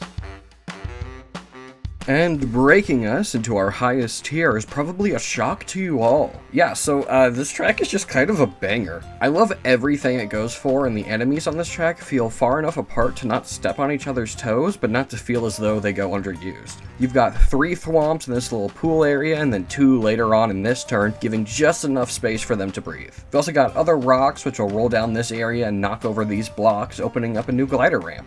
This track just feels so good to race through, and shout out to this little shortcut right before the final glider ramp. I love the optional wall routes, but they don't do much aside from offer a bit of coins or the occasional double item box, but I like having the options. I also like the very specific teal that they chose for this map. I can't explain it, I'm not a color guy, but I love the color scheme of this track in particular. There's nothing really bringing this track down, and I'm glad it took spot. 21. Number 20, Electrodrome. Yes, it's drome with an R. A drome is basically just like a fancy term for a race course, and I know you just felt your brain swell with knowledge you've just learned. And this is a fun little track. For a good chunk of the race, you're split up between 2 paths, and you already know how I feel about the split paths. That's a big bonus. Also, while you're on that split path, you have this cool square overlay in your POV that I don't think any other track has. This entire thing has such a unique look to it, being made up mostly of dark purples and other cool colors. There's a little bit of green and pink to add to the neon rave look, and this whole track just looks great. It's so fun to race on, and it's another track that feels chaotic, especially because once you pick which path to take, you're pretty much on it for a substantial part of the track. The entire track is full of a mix of different kinds of turns, big wide drifts and tighter precision drifts. This track actually lends itself very well to being ran at 200cc because of that, and despite it releasing years later. This track is what Music Park wants to be. Number 19, SNES Bowser's Castle 3. Well, I didn't think a SNES track would rank all the way up here. However, Bowser's Castle 3, what's up with all the SNES 3 tracks in this game, is really good. It has a bunch of fun turns, this area with all the walls that you can drive on is really cool, and the fact that you can trick off the thwomps is great. In fact, I believe this is the only time where thwomps act as obstacles going up. It's a really creative use of them that I want to see used again. The area with all the different paths is fun, but the left path is just by far the fastest, so I don't see a point in taking the other ones. The lava burst does add a nice obstacle to it, but you can just position yourself in a way where it won't hurt, so it's just kind of null. The track just feels very creative and fresh, not unlike the other SNES tracks, but unlike a lot of the other tracks in the game. It's a nice breath of fresh air, and I like it. Number 18, Squeaky Clean Sprints. What is there to say about this track that hasn't already been said? It's an incredibly inventive and fun track that's just a joy to race on. The only downside with this track is the little drain segment, since it does end up feeling a little bit cramped, but the rest of this track is just so wonderful. They're so inventive with this track, the soap off-road and the bath bombs acting like airstreams to trick off of. This track also has a really good spot to insert this video's necessary cassette beast reference. Mark that off on the bingo. The giant toilet is also a great addition. Yeah, it's funny, but after lap 1 it actually serves a gameplay purpose, allowing you to glide up to this higher path and take an extended side route. This track is just so wonderfully creative, but I've gotta go do something real quick, and here, I'll let my good buddy Carlos take this. I love this map. It's so good. I think this map personally is a top 3 map. It has good replayability, the use of things like cassettes, bandages, soap, and bath bombs scattered throughout the map. It's just a really cool design, tons of cool little Easter eggs you can look around and see. It's really nice, but it's not just because the map looks cool is why I like this map. But the way it feels to race on, it's just so smooth. The turns, they're not too tight. The drifts are done very well, and it's overall just a really good map to race on. It doesn't feel too compact, and I think personally it's just a really fun vibe. Plus, how could you get mad at a map that has a giant toilet throughout in the middle of the map? Come on, giant toilet, right? Anyways, overall the map is very fun, probably one of the easiest shortcuts you can learn throughout the whole map. You know, make sure you check it out. Make sure you say hi to the giant toilet for me. Number 17, GBA Boo Lake. Now, this is a great spooky map. A haunted pier in the middle of nowhere, tons of ghosts and ghouls, a great underwater segment. This track nails its theming perfectly. The lake part of Boo Lake is awesome, and the entire track has this fun, frantic energy about it. It's not super vertical, but the amount that it uses is a wonderful addition and makes the track really feel alive. This drift right at the start of the anti-grav segment usually requires a brake drift, and you know how I've become a fan of them. Unfortunately, someone claimed this track, so I don't get to talk about it too much. I guess I'll just let Jack, who's normal, talk about it. If there's anything to describe this booster course, it would probably be one of my favorites in Mario Kart 8 Deluxe as a whole. First of all, you should probably know that I'm a huge sucker for the Haunted Pier stages. Whether it's any Ghost Valley or Banshee Boardwalk, all of them are really good. Sure, you could argue that this is a simple tour port, and visually, yes it is. But at the same time, I could send you to Choco Island too, so don't test me. I really think that the style looks most endearing here upon the wooden architecture. I also really like the puddles, just because of the fact that they add a sense of depth when they illuminate across the road. Oh yeah, and as a comparison to its original version, it's an actual lake. You can't just do that willy-nilly Yume Nikki. That's not even mentioning the track design. It's very twisty, and half of the stage is basically an anti-gravity section. I'll be honest, I did not like most of the anti-gravity sections in Booster Course, but this is the exception. And you know why? It's because you collide with players all the time, which sounds like it would be bad, but honestly, it just really improves it. There's also a couple paths and shortcuts, which, big deal, I guess. Those appeared in the original anyways. But I do love the iteration upon the end. Instead of a straight line, it is 3 ramps, which actually adds to the course. It's a short and simple track, but it's definitely one of my favorites in the game. Oh, before I forget, you might be questioning why I'm here. I'm actually held captive in Number 16. Wee Mushroom Gorge. What a phenomenal track! It's incredibly fun and inventive and shows a really good example of building up a gimmick. You're introduced to a singular red bouncy mushroom, then another one and a green mushroom that acts like normal road, and then you're thrown to a giant cave full of the mushrooms. There's even a blue one which you can infer lets you open your glider because the glider ramps are blue. This is probably one of the best examples of introducing and evolving a gimmick in the entire game. The track is also just really solid to race on. It uses its gimmicks really well, and the rest of the road that's pretty plain is carrying its own, like this turn with the 2 Goombas. Speaking of this turn, my friends keep insisting that there's a mushroomless shortcut here, which, they kept falling. I don't think that's true. I don't think there's a shortcut. It's overall just a really good track. The only thing keeping it out of the top 10 is the fact that sometimes it can be a bit hard to control where you're going after bouncing off a mushroom, but that's such a small problem that I rarely encounter. It's just such a fun track.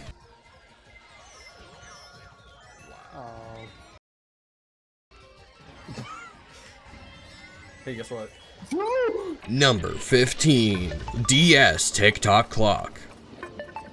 Why is this the only track in the game to be based on an actual Mario level? Where's my Steam Gardens track? Or why is there no track based on 3D World with the cats? I feel like there's a lot of missed potential here. But at least this track rocks. One of the most fun tracks to blast through. It's also so inventive, using the giant clock faces as areas to drive on and the hands to trick off of, and racing through the gears that power the giant clock tower you're in makes it feel so exhilarating. It's such a fun and creative map that's just so much fun to race through. This track is also deceptively difficult. It can be pretty easy if you're just cruising along, but if you want to take some shortcuts, it can be really hard to hit them at the right angle. It's just such a good, fun track that makes me want to clap and cheer whenever we select it, which thankfully seems to happen quite a bit within my group. Also, look at that mini-map. Oh, gorgeous mini. I forgot, I don't have my mini-map on. I don't know how to turn it on.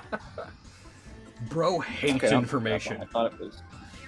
Shit, I just keep going until I think I'm winning, bro. Number 14. Wee Coconut Mall. Alright, I'll be honest.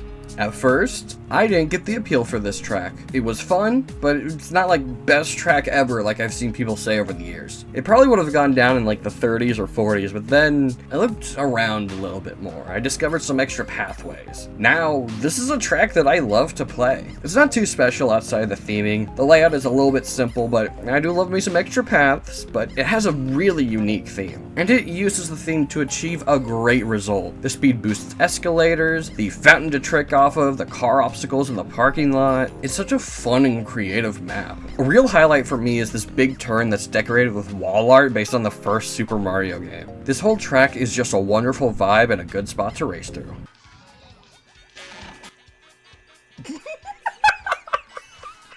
Number 13, Ice Ice Outpost. This one's rough. From now on, every track was, at one point, considered to be in my top 10. So why didn't Ice Ice Outpost make the list? Well, it's for one simple thing, really. I think it's the weakest thematically. It also doesn't have the greatest track layout. There's a few little problems I have with it, namely the skips can be a bit rough to hit when the rest of the track is on either side, and the track visually leans more into realism than I would have liked. But that's it. This is such a good track otherwise that makes me feel bad to put it this low. Yeah, 13th is low, I think. And with how much I've been gassing up tracks with multiple lanes, I feel like it should have been obvious that I love this track. Aside from the area right around the starting line, the entire track has been cut down the center, which allows for some inventive track design. You can drop from the higher path to the bottom one, and which one that is isn't always the same. It's such a fun map because of that, and this has become one of the favorites in my group. We can't go a session without choosing this one. I started my drift going right, and suddenly just drifted to the left. Right to the right, and I lost. I got saved! I got hit in the air, and then I was in Lakitu, and the shock hit while I was in Lakitu, and I kept my items. You were in Lakitu? Okay, well, you know what I mean. Yeah, I know what you mean. Hey, bro. Maybe take him to dinner first. Damn. How do you know he didn't? Yeah. He's driving. No time. Fast food. Exactly, yeah. Number 12, Bowser's Castle. Aura. Number 11, Okay, fine, I'll talk about it. Bowser's Castle is one of the coolest tracks in this game. A giant lava rock Bowser statue that's punching the anti-gravity road with such force that it's wavy, air gliding over a giant splurting pool of lava, Bowser statues that shoot lasers from their mouths. This is one of the coolest tracks in the entire game. It's so much fun to go through. Dodging the obstacles like a giant fire bar or swinging spike ball and just having a blast to the end. The entire track strikes a perfect level of difficulty. It's not outright hard, but does have some segments where if you're not focusing, it'll get ya. You're not gonna find anything like this in Moo Moo Meadows. It's really just so cool. That's why it's here. Like, yeah, it's fun, but it nails exactly what Bowser's vibe should be. Big, intimidating, and probably overcompensating. This has always been one of my favorites even since I was a kid. Number 11, Shy Guy Falls. Oh, how it pains me to leave Shy Guy Falls just barely out of the top 10. I just think that there's a track that does what it does just the tiniest bit better that took the 10th spot, but Shy Guy Falls is beautiful. I love looking at this track almost as much as I love racing up and then racing down a waterfall. It's such a genius use of anti-gravity. In fact, it might be the best example of it. It's not just going upside down. It opens up so many new uses for track design, and I hope it becomes a mainstay. I love anti-gravity. Please bring it back. I'll be honest, if you tell me that you don't like this map, I know that you're lying. It's so much fun to drive through. The roads are fairly tight, so there's gonna be a lot of items and drivers to avoid. Don't let the pretty view trick you though. This is another track that lends itself quite well to being chaotic. I don't know how many times I can say, this track is cool and awesome and fun before it just becomes repetitive. I just love this track and it pushes the Shy Guy agenda. Number 10, Wild Woods.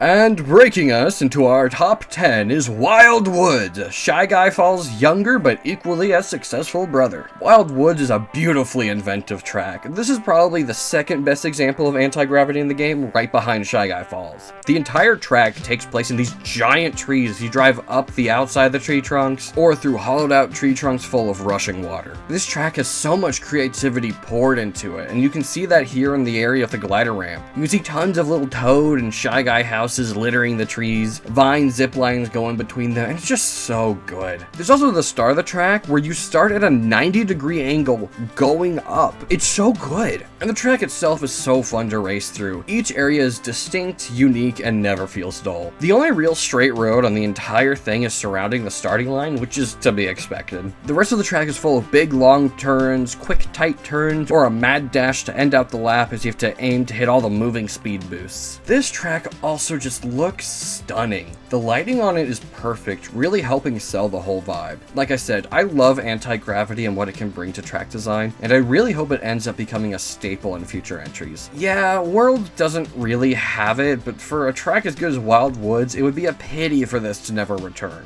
It's overall a really fun track that nails its theming and is just elevated above its competition. Number 9, GameCube Waluigi Stadium.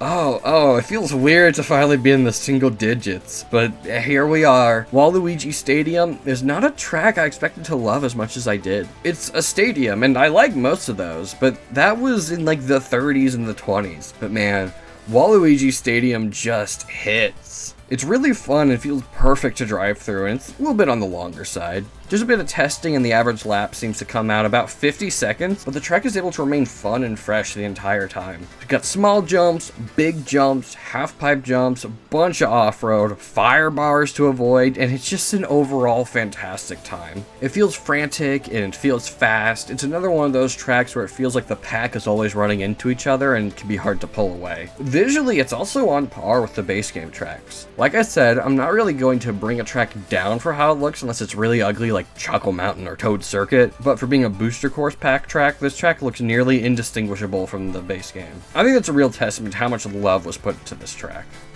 Number 8, Rainbow Road. This is Mario Kart 8's Rainbow Road. I've seen quite a few people say that they don't like it, which is so confusing to me. It could just be because I prefer this techie look to the magical look most of the others have, but this track rocks. It's probably the Rainbow Road in the game I have the most difficulty on, but that could be because I keep doing this stupid trick I saw someone do in a YouTube video. I hit it a solid 35% of the time. But like I said with the looks, I absolutely adore the aesthetic of this track. One of my favorite vibes ever are like these monolithic giant machines that are just covered head to toe in detail, and this track nails that look. It's not quite as big as I'd like, but this blooper ship is probably my favorite background prop in the entire game. I also love how the titular Rainbow Road seems to be made up of like solar panels. I mean, the rainbow is reflected light. Oh man, it's so good. The track itself is also really fun. Like I said, I'm a big fan of the underwater physics, and this track makes decent use of them. Namely that little trick I showed earlier, but there's a few other spots where you can take advantage of this cool mechanic. 8's Rainbow Road is just a fantastic map that I can't help but love. But if you've been keeping track, not my favorite Rainbow Road in the game. We'll see them in a moment. But first, Number 7, Dragon Driftway. Now this track is chaos incarnate. It's not the most complicated layout wise, but do you remember how I mentioned some of these tracks have people smushed up against each other? No other track is as prevalent in that as Dragon Driftway. So not only are you usually part of the pack, you're also trying to make these tight turns or use your mushrooms at the same time to take any of the many shortcuts. The track is also just full of drifts and tricks. You're always moving and always doing something. The track is also almost entirely in anti-gravity. The only part that isn't is right around the starting line. This entire track just feels so good. I can't explain why exactly, but every twist and turn feels so good to take. It's like the opposite of Yoshi Circuit, where it can feel kinda awkward, and hey, funnily enough, they're in the exact same Grand Prix Cup. Dragon Driftway is just such a masterfully put together track. Get them to air dodge, jump back to ground, jump back, and then like follow their air dodge and stuff. So I think it would be really funny. Guys, I shouldn't have been talking about Smash Bros. I just tried to parry the fucking... I pressed my shield button, which is X, and it just showed me Yoshi's terrified face. Number 6, Mute City. Crossover track be so good I'd be forgetting which franchise died. You guys knew the F-Zero tracks would be up here. They're everything I love. fun, frantic tracks that put a heavy emphasis on speed and precision. They use the underwater physics and they're full of giant pieces of machinery. I couldn't ask for any better tracks, and yet I still got some. Mute City comes in and takes 6th place because it's just that good. There's plenty of spots to mess up, and trying to hit every speed boost in a race is a monumental task. This track heavily rewards precision racing, even having a small cut right near the end that, while only accessible via mushroom, requires you to come at it from a specific angle. Also, this track looks phenomenal. I mentioned the giant machinery earlier, but everything about this track just clicks for me visually. I don't know if anyone else sees it, but the dome houses you can see right at the start kind of remind me of the houses in Dragon Ball Central City. In fact, this very specific architecture reminds me of like the late 90s, early 2000s sci-fi future that I'm a huge fan of. Shout out Mega Man Battle Network. Also, that skybox, the pink and blue gradient, this is probably my second favorite track in the game to look at. But yeah, Mute City is just beautifully perfect. It does the exact type of stuff that I adore and nails a very specific visual style that I'm in love with. I couldn't pick a better track to take home 6th place. Man, the rest of these upcoming tracks must be bangers then, huh? Number 5. Piranha Plant Cove.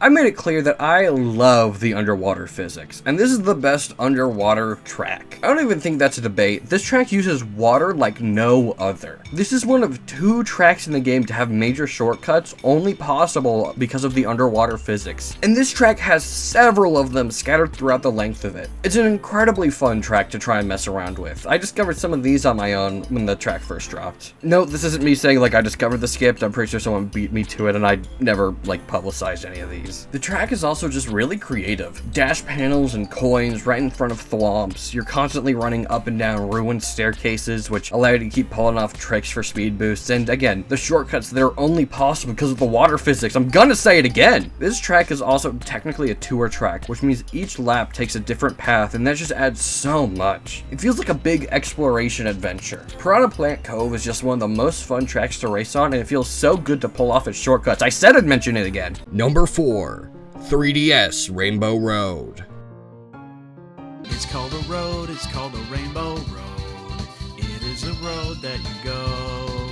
Just barely not making it onto the podium is my favorite Rainbow Road. It's taken home 4th place because of one little petty opinion I have. The Rainbow Road is a little bit too blue. It's just tinted a little bit too blue. Also, I think the moon is a bit too dark. Other than that though, this track is genuinely fantastic. I feel like with Sabrina, Karen, and Jesus, like, John is one of the few carpenters who wasn't, like, judged harshly by critics. Who the fuck is Karen Carpenter? You don't know who Karen Carpenter is? Dude, really? Are you kidding? Because Australian politics. Oh, well, no musician. No, there's no carpenters in Australian politics. Oh, thank goodness. I cannot imagine what you would be like if there was. I would not shut up about him. It's kind of like the Drew Carey, Jim Carrey thing I talk about, how they're the same person. It's a segmented track like Mount Wario or N64 Rainbow Road, and that just allows them to let their creativity shine. It's so much fun to race on, and a lot of that comes down to how fun the theming is. You're racing across the whole solar system, from drifting down Saturn's rings to jumping across the craters of the moon. It's also very pretty. This track probably has my favorite skybox. It's so vibrant and full of color, and I especially love this orange patch you can see right from the start. This is such a cool concept for a track, and they executed it so well. Although, I'll be honest, I'm not the biggest fan of space, so I'll let somebody who is take it over. Here's the last segment for this video, my good buddy Bumbo. 3DS Rainbow Road is cool. It's got planets and moons, free range chain chomps. Why are they up here? It's got good music. Track is pretty bumping. Overall, it's really just because of my love of space. I think that's really cool. I even have a tattoo. It's just a good track. It drives well.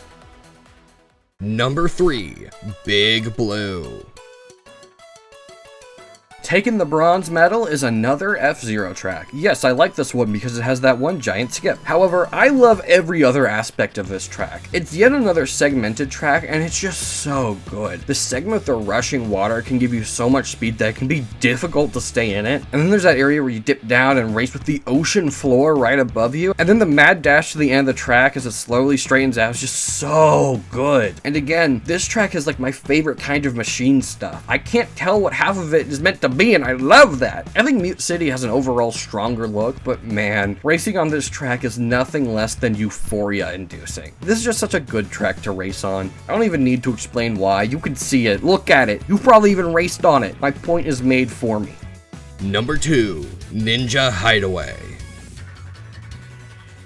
And here's where I reveal something about myself. I love ninjas. In just about any game, they're some of my favorites, if not purely for how they look. I also love Shy Guys, and vertical tracks, and yeah, they just made this track for me. Everything about this track is just phenomenal. It's basically 2 tracks layered on top of each other, giving you plenty of options on where you're meant to go. The bottom path has this shortcut I guarantee most of you didn't even know about, and you can trick off the bumps in this roof. The top path has you tricking off the top of the crushing platforms and has some tighter turns. Each path has its strengths and weaknesses, but I generally go for the top path unless I'm running time trials. This track also uses the ninja theme to such a fantastic degree. Remember that crusher I mentioned earlier? It crushes you with giant ninja stars. Ninja Shy Guys appear around the track to act like obstacles. Giant bamboo shoots that blast air into the sky to lift you up. The entire track is just fun, and there's like some underlining Wario theming.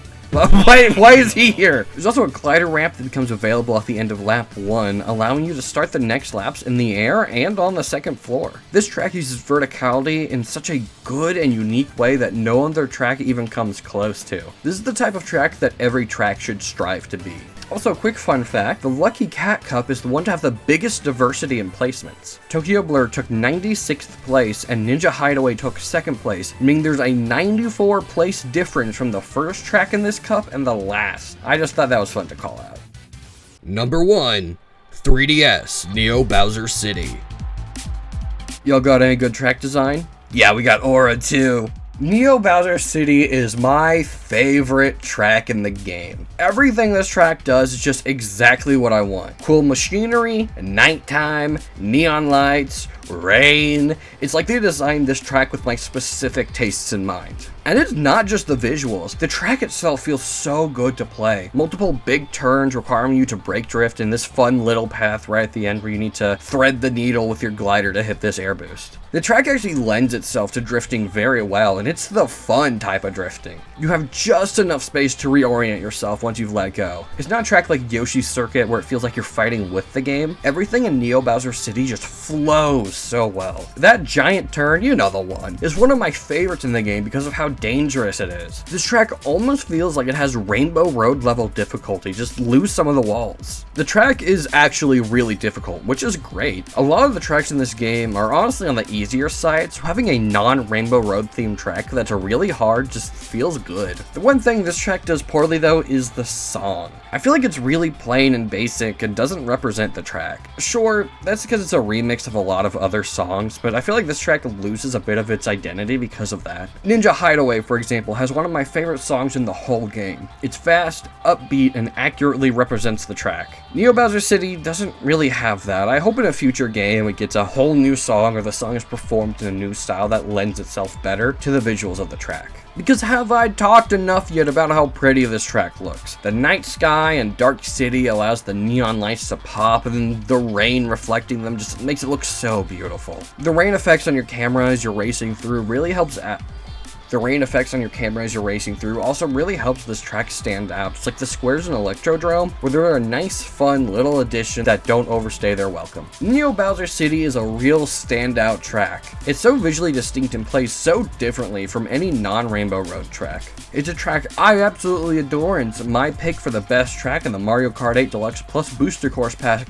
Goodness, they did not pick a name that rolls off the tongue.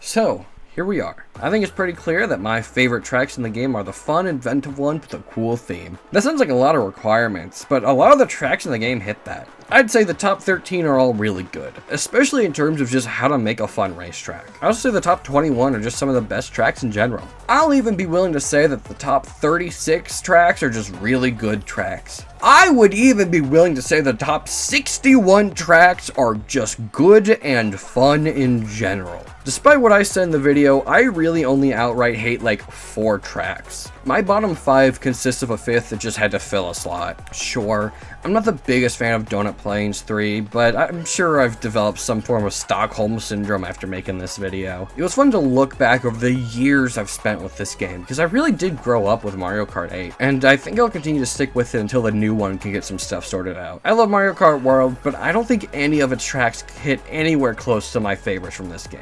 Yet. With all that said, thank you very much for watching. This video was some crazy undertaking, and the script has ended up at like 32 pages long, and the editing has taken me like multiple weeks, and it's horrible and my throat hurts. So please, subscribe to follow along. We're on the edge of hitting that 4-digit number, and nothing would make me happier. Have a wonderful day. Alright, let's get this edited down. Man, I kind of want to play some Pokemon.